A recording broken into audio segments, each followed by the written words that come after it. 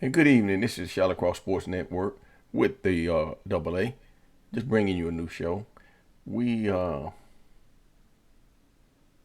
to talk a little bit about the Tennessee Balls tonight. Got quite a bit of information to put out. As you can see on my preview here, on my title editor there, that Tennessee uh, picked up a couple of commitments in football and picked up a couple of commitments in basketball, and they doing real well. Tennessee right now has 10 players in basketball, and looks like Coach Barnes and staff are going to probably sign a couple more players, make it 12. So we'll just wait and see on that.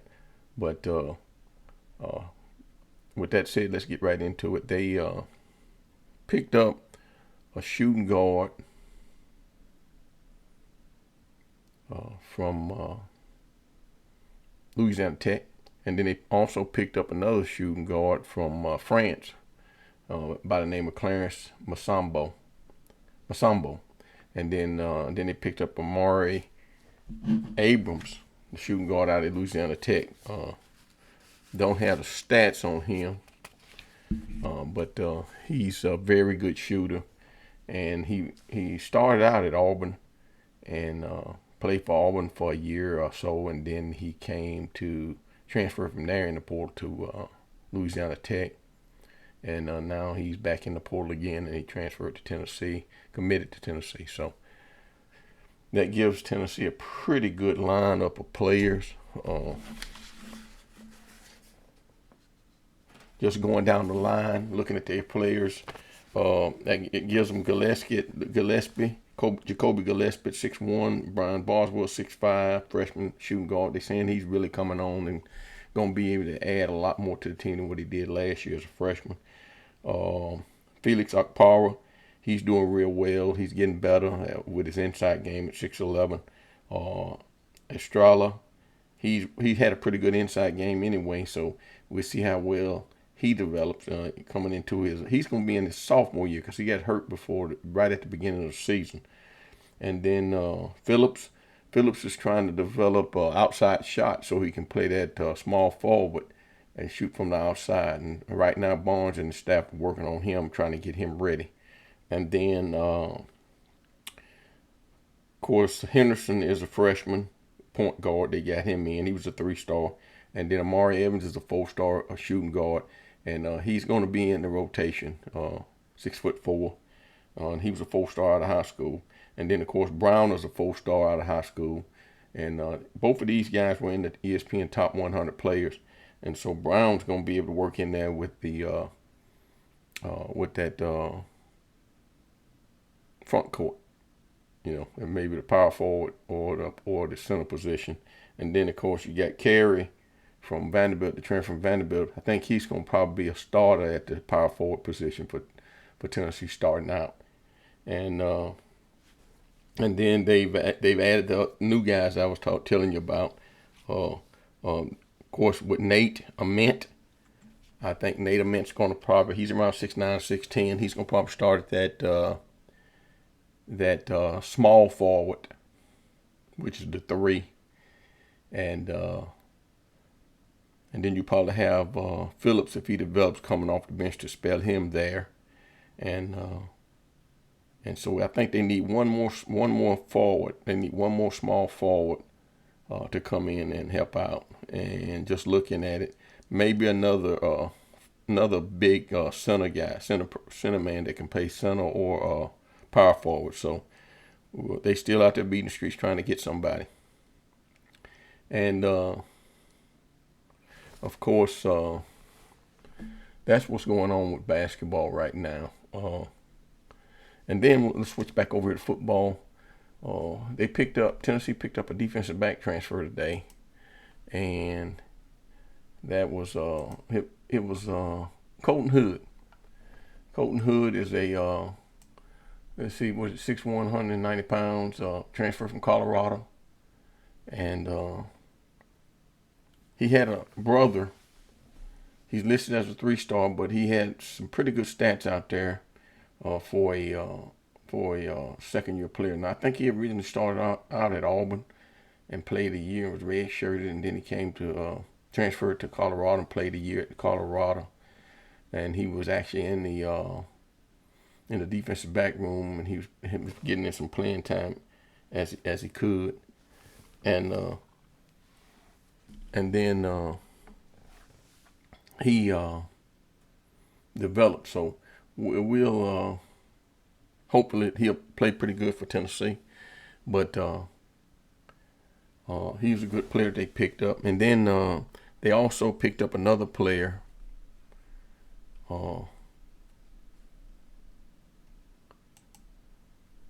About Josh Shale. Josh Shale is a 6'5", I'm around 6'5", 285-pound defensive tackle, and they list him here at 270. Was it 270? Yeah, 270. But he played at Grand Valley State, and Tennessee seemed to believe that he's going to be able to come in there and fit right in and play that defensive tackle spot probably for him. And he's like he can play that 2-gap, 1-gap, or 3-gap penetrator type player. And Coach Garner seemed to think he can fit in and be in part of that rotation. So he was a very good player at the Division II level at Grand Valley. So he's going to be a player that Tennessee believes that they can use and develop and get him into the rotation. It looks like Tennessee's going to have an 8-man rotation or more, maybe more than that in the defensive line. And so that's just a quick hit on football and a quick hit on basketball. And this is kind of a crossover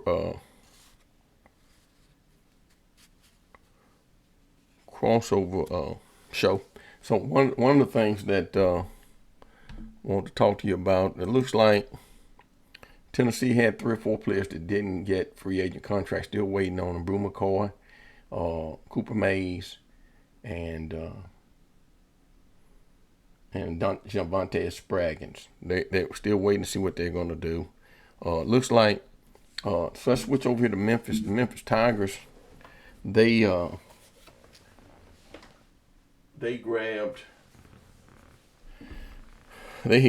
Rock Taylor. He signed with Pittsburgh as a free agent. Mario Anderson signed with the Rams as a free agent. Kobe Minor signed with the Titans as a free agent. Well, take that back. He signed with the Rams as a free agent. And then David Ross signed with the Titans as a free agent. Anthony Lampier, tight end, signed with looked like the Jaguars. Seth Hennigan signed with the Jaguars. And Anthony Lampier signed with Tampa. And then Chandler Martin, linebacker, signed with the Ravens. So that's some news on Memphis. And then, of course, Memphis is waiting on P.J. Haggerty. From what I understand, he's been offered at least $3.5 million by Memphis, and he still wants more money. So we'll just have to wait and see what happens with that situation. And then let's go to let's go look at what's going on with Memphis here. Let me see if I can quick play that over that to you. Okay, so P.J. Carter, they lost him last year in the portal. And then Doug McDaniel, he's a new guy they picked up in the portal. And picked him up in the portal. They picked him up, I think, earlier in the transfer portal season. Aaron Bradshaw, who was at Kentucky at one time, 4-star, they picked him up in the portal too. I think he's coming in from Ohio State. He's 7'1", and then and of course Bono Kibi, he transferred out. And so they picked up Sincere Parker in the portal. He's a shooting guard. Zachary Davis from South Carolina. He looks like he's a point guard. And they got Dane Danger, I thought he was a senior, but we'll have to wait and see what's going on with him. And then PJ Haggerty, he's out there. It looks like, from what I'm looking at, he may have committed to North Carolina State. So that's a big hit for Memphis. He was the number one player this year. And then they picked up Doug McDaniel. He's a transfer in. He's looks like he's 6'1", 175-pound point guard. And then Julius Thedford, they picked him up. Look like he's coming in from Western Kentucky. He's 6'4". And then Austin Hardaway, I think that's the coach's son. He's coming back. He was on the team a year ago. And then, let's see, Quentin Berry, transferred in from Temple. So they picked up quite a few players in the portal so far. And a guy I left out was Felipe Patino. He's another player. And then Daniel Vera Tucker's another player they picked up also. So Penny's doing his homework, but losing PJ Haggerty is a big loss. Big loss. He was a leading scorer on the team, and he was an all-conference player. So that's the story on Memphis. Don't know much about them on football other than the players they signed the free agent contracts. Now, just taking that back with Memphis, they had one guy get picked up. They had one guy actually got drafted, and I think that was Davion Ross. Was it Davion Ross? No, Kobe Minor got drafted by New England. That's what happened. But anyway, that's going to end this show. I think the only other player that was picked up by another team in the Tennessee, I think Vanderbilt had several. I think I mentioned in an earlier show, Vanderbilt had some free agent signings. And I think Middle had a couple of free agent signings. I'll get those for you on the next show. But this is just a real quick show. But anyway, like I said, Tennessee's in the driving train in basketball right now. And, of course, Memphis is doing real well also. And don't know much about what's going on with TSU as far as basketball. But as far as football is concerned, they have picked up, under the circumstance, they have picked up at least 13 or 14 commitments from players. So with the transfer portal being closed in football, there's still players out there that the smaller schools can pick up and get.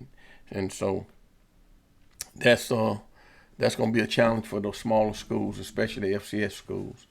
And the way it's looking is that the FCS schools, when you get a player and he goes to an FCS school and then you're developing within a year or so, he'll go in the portal and go to one of the Power 4 or the Group of 5 schools. So that's just the nature of the land right now. And then, of course, when revenue sharing is approved, and when Congress makes that decision on how many about how revenue sharing is going to be handled, and that will affect NIL, and then also one of the other things that we're looking at down the road is 105 player rosters, and that's at all levels. So if that's approved, and when that's approved, that's going to really help some schools, especially the big Power 4 schools and a Group of 5. And it should help the FCS also. So that's the story. That's just a quick show. Last but not least, Tennessee lost Clark, the assistant coach, going to Indiana, and they picked up a guy named Morgan, I believe, Amarillo Morgan, as the assistant coach in basketball. So it's a little bit of rotation in basketball for Tennessee, but everything is all well. And with that said, this is ShallowCross Sports Network.